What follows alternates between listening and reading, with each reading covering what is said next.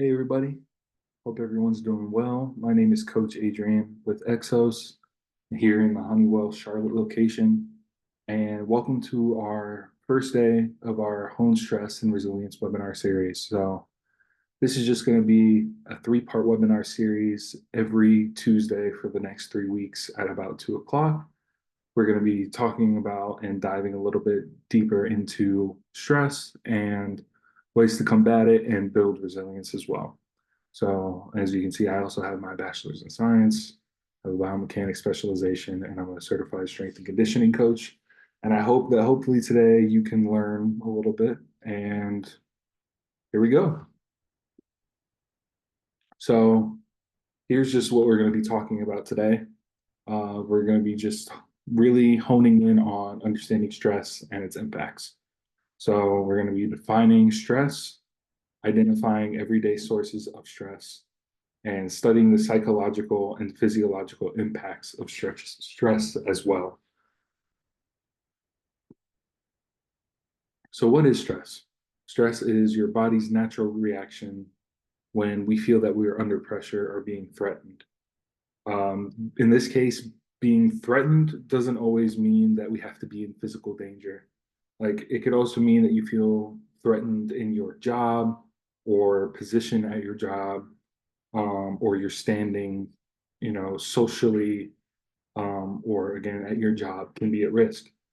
Um, this reaction can kind of elicit many different physical, mental, emotional, and behavioral responses. These things like stress isn't always a negative thing. So if you have a big presentation or a deadline coming up, your body's response to that stress might be to help your body stay up longer or work harder, or zone in and make sure that you got every little detail down so that you can really nail your presentation. However, if this stress response is left unchecked, that's when the problems begin to set in. Um, these long periods of time of stress without any relief, and that's when we can feel the effects of chronic stress. All right, so types of stress. There are three main kinds of stress, and those are acute stress, episodic acute stress, and chronic stress. All right, so acute stress is short-term stress that comes and goes quickly, and these are the things that can be good or bad. Maybe it could be something quick, like a one-time thing. We'll get into some more specific examples in a minute here. Second is episodic acute stress. So these are classified as experiencing acute stress on a regular basis. So with this kind of stress, you don't really have enough time to return to a truly relaxed state because you know that the next time that you're going to experience the stress is imminent. Like you know when the next time that this is going to be coming up again. And then the last one is chronic stress. So chronic stress is long-term stress that can go on for weeks or months at a time without reprieve. So this is just a slide of identifying some acute, episodic, acute, and chronic stressors. So once again, I'd like to remind everyone that not all stress is bad, right? Many things that can cause stress may even be looked at as good or things that you're looking forward to. However, your body may feel like you need a little bit of extra oomph in order to accomplish these things. So, perfect example of acute stressors is moving, right? Moving, the process of getting all of your belongings into boxes and bags and putting it all in a truck or your van or car or whatever kind of vehicle that you have, and just moving all of your worldly possessions is incredibly tiring. And for a lot of people, it causes stress. Even if it's something that you're really looking forward to, maybe you purchased your first house, or you're moving to go to a new job, start working a new job. These are all great things. These are reasons to be excited, but it can also cause stress at the same time, right? Even if it's a change of scenery, no matter how you look at it, that's a lot to take on. All right, preparing for a major presentation is sure to cause a bit of unwanted stress, right? Especially if you don't enjoy public speaking, speaking in front of people. But the stress, like we addressed earlier, may help you stay up and lock in, but without any kind of reprieve, usually it's common to not feel that kind of relief until after your presentation is over. And then the last one is going on vacation, right? Everyone loves vacation, time off, time away from work and responsibilities. But again, I know that some of us out there have dads who like to show up at the airport 3 hours before we should really be there, and we sit and, but at the same time, you know, dads, I'm sure, feel a good bit of stress because we want to get there on time. We want to make sure that we get our flights, that we have our passports and IDs, and, everything's settled, and we're there and we're ready as soon as the flight begins to board. You know, this type of stress can also impact your focus, helping you keep track of your itinerary and your travel documents and other belongings to allow you to reach your final destination. Once you're there, you may feel relaxation, but I'm sure the process of traveling and going on that vacation can be a little bit stressful. A little bit stressful for some people. All right. So now let's talk about a couple episodic acute stressors. So episodic acute stressors affect different people in certain careers more than others. So these people include first responders, healthcare workers, or those who constantly have tight project deadlines. So more specifically, like the healthcare workers or first responders, you know that more times than not, you're going to get called again, especially if you're just starting a shift. And once that phone rings or, dispatch sends you to a certain location, you got to be on all the time. And that can be incredibly stressful, especially when you don't know when the next call or when dispatch may be calling you again. And it's just a constant on until you're done with your shift. Right. Another one is caring for someone with a physical, mental, or learning disability, or even an illness. This can cause episodic stress as you may ride on an emotional roller coaster as your loved one's condition improves or deteriorates, or as you hear bad news. So this one's very common, if you're caring for a loved one, a parent or grandparent, whether they do good or bad, you just never know. And it can be incredibly difficult and incredibly stressful. Right. So last one for episodic acute is recurring appointments. So either the medical kind or the kind with teams and bosses that you may not necessarily be fond of. I know we all have those people, right? Um, this can cause some stress because as soon as you hang up with them, you may be dreading the next meeting already, right? It's plain and simple. You may have a boss who's constantly riding you and really is just hard, and they may have expectations that are warranted or expectations that are not. But especially when you're with people who are, I guess you could say, above you or in a position of leadership for your role, it can be just hard talking to them in general because you're afraid that you might mess up. And that can cause, episodic acute because every time that you meet with them, you worry that you trip up or you're not meeting expectations. All right.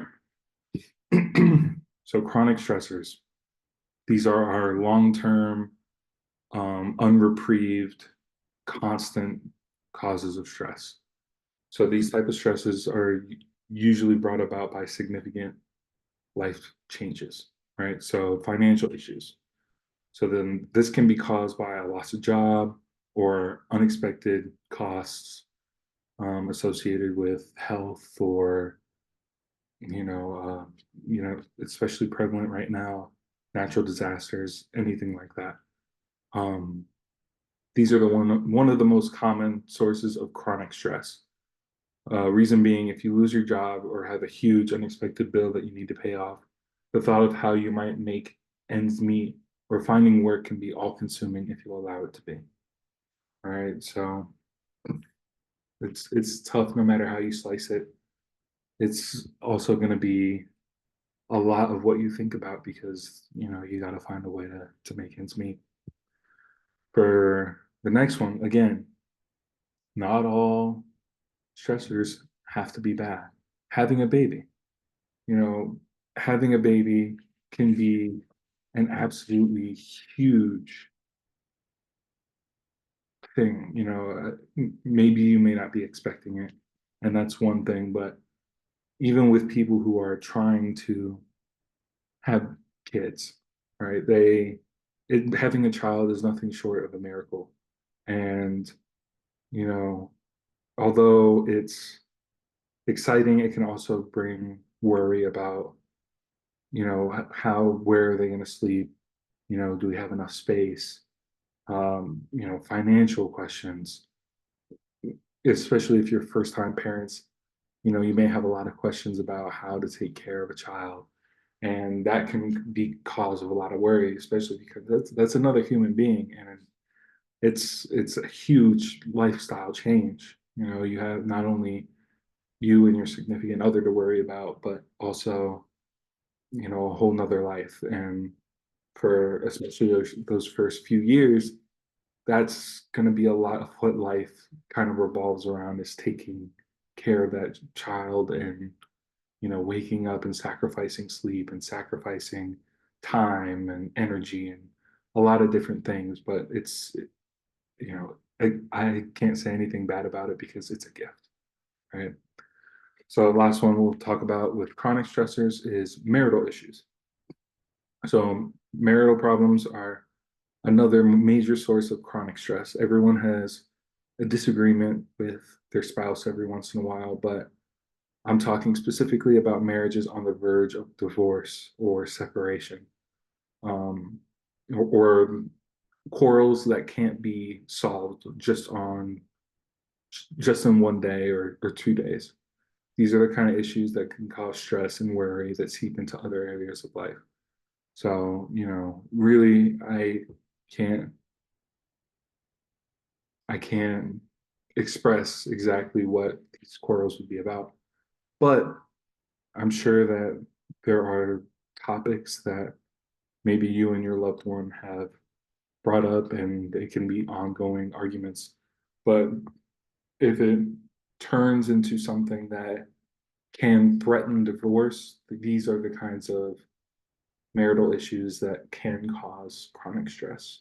And because you may just be worrying about whether or not you may separate. Right. So now we're going to move on to the psychological effects. This is our last couple points here. Um, it's important to note that psychological effects of stress usually occur when the stressor or stress is left unchecked without any break or relief. So these are mostly symptoms of chronic stress more than anything. It's possible to have it with the other kinds, acute or episodic acute, but usually these are the culmination of stress that has been, unchecked for just a long time. So stress without any breaks can cause feelings of perpetual sadness, depression, panic attacks, or anxiety. So, these emotional and mental psychological symptoms, they usually come about when, like we said, they're just left unchecked, but they also have more of a physiological effect on the body as well. And this can alter brain chemistry and fluctuate hormone levels such as cortisol or ARB. And these can really affect our mood and also raise our blood pressure and all these different things, right?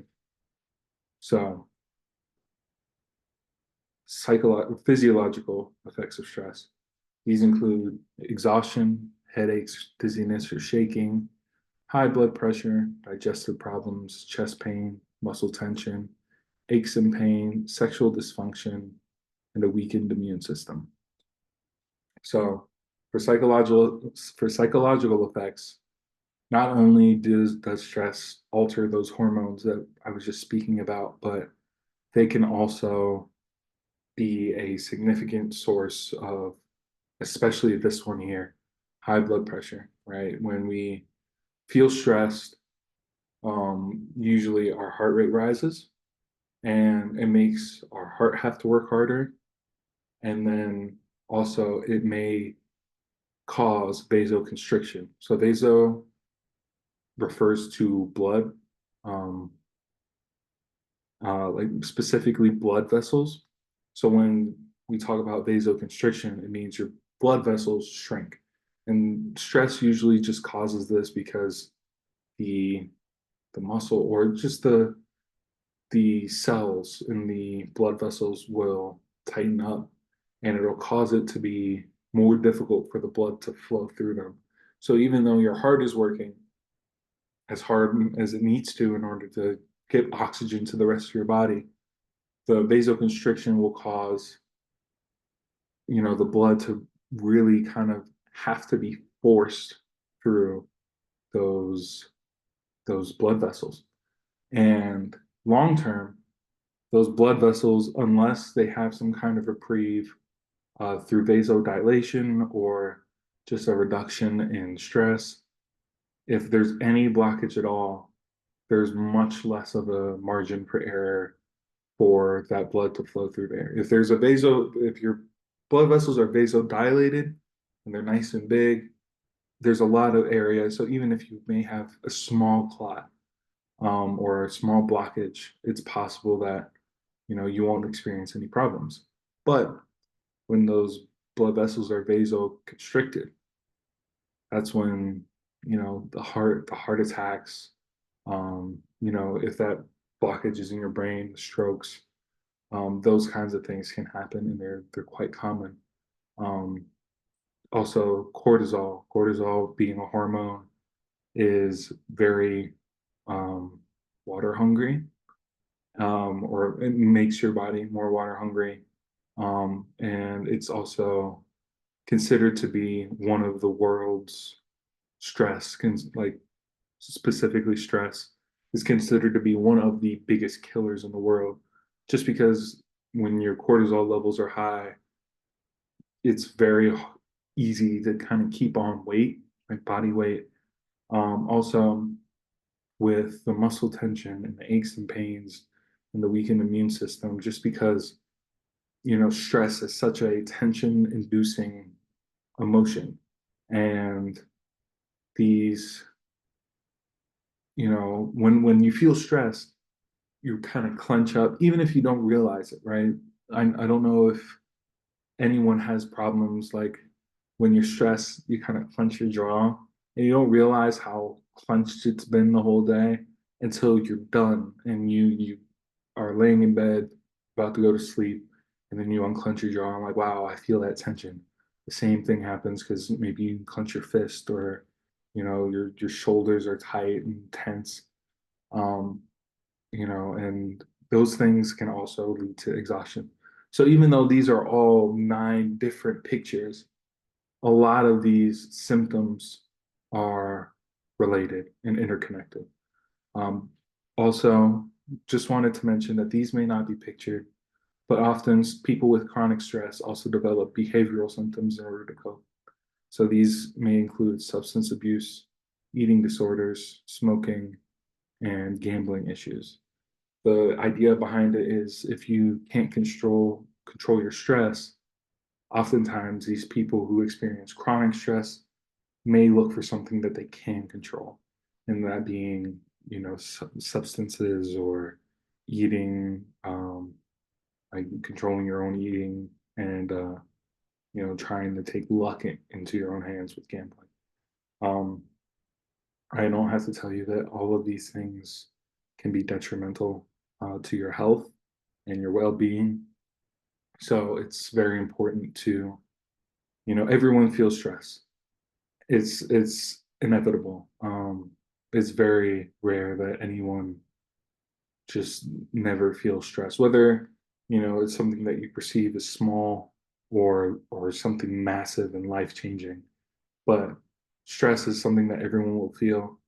That's that's perfectly fine. But what we're going to try and do throughout this webinar series is find ways to hopefully help reprieve some of those ways that we feel chronic stress and hopefully give ourselves ways to give ourselves a break from that stress. Okay. So we will be meeting again. I hope everyone will be able to come next Tuesday. The date will be the 12th, I believe, November 12th. Um, Before that comes, there's a couple questions that I would like to ask you for next time. What kind of stress do I have?